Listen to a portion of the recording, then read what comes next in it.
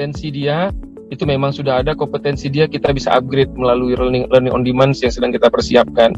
Pagi Bapak Ibu, selamat pagi Pak Aba. Biasa ya. Yeah.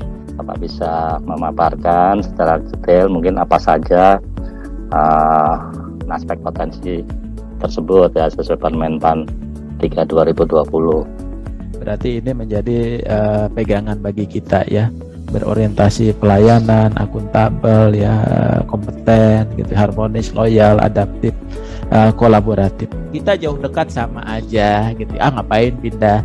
Tapi di dalam konteks manajemen talenta kita nggak bisa lagi kayak gitu ya. Karena kenapa? Bisa saja kita dipindahkan satu tempat ke tempat yang lain. Nah, ini selain mewujudkan SDM yang pekerja keras, yang dinamis, terampil, menguasai iptek, juga mengundang talenta-talenta global. Berarti kualitas SDM-nya tinggi karena dibangun oleh PPSDM. Secara kuantitas harusnya dia turun. Kenapa? Karena dia didukung oleh otomatisasi sistem. Bapak Ibu, ini otomatis transformasi itu harus kita lakukan. Dan harus ada adaptasi kebijakan. Anak-anak pinter amat ya, saya gak bisa ini, saya belum bisa ini bahasa Inggrisnya bagus, saya belum bisa, wah jadi tantangan. Sementara dihadapkan pada substansi yang sudah semakin berkembang, ya jawabannya learning gitu ya. Jawabannya pembelajaran, saya belajarnya tidak harus di kelas, dimanapun. Oleh sebab itu PPSDM harus mengembangkan model-model pembelajaran. Kita proyeksinya ini, kita butuh talent apa sih 20 tahun ke depan, ya, itu nanti harus dilakukan. Kemudian juga mengembangkan talentsnya, ya, talent yang. Karena dengan talenta ini, Bu Yesi ya, Pak Sarjono dan kawan-kawan sekalian, kita akan menemukan permata-permata yang nggak pernah kita duga. Nah, oleh sebab itu, yuk kita bangun yuk rencana suksesi. Rencana suksesi itu dibangun untuk jabatan-jabatan kita. Orang itu sudah terencana, bukan karena ujuk-ujuk. Seleksi terbuka kompetitif hanya dilakukan jika memang kita sudah tidak mendapatkan orang yang tepat. Baru kita ambil dari non-PNS, dari swasta, boleh melamar. Anak-anak milenial nanti milenial akan melayani milenial, kita bayangkan. Kalau milenial melayani kolonial pusing dia, ya. Banyak aturannya, Pak.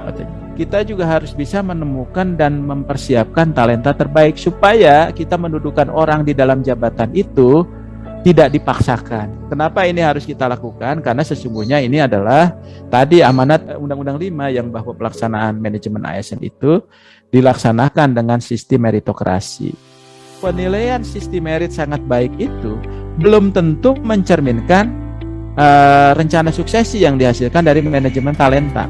Makanya kita bangunlah Permenpan 3 2020 tentang manajemen talenta ASN, ditambah ya dengan surat edaran Menteri Pan-RB nomor 10 tahun 2021 tentang penilaian penerapan manajemen talenta ASN. Jadi kita ingin membantu kementerian lembaga bahwasannya proses penetapan rencana suksesi ini harus melalui proses penilaian penerapan manajemen talentanya.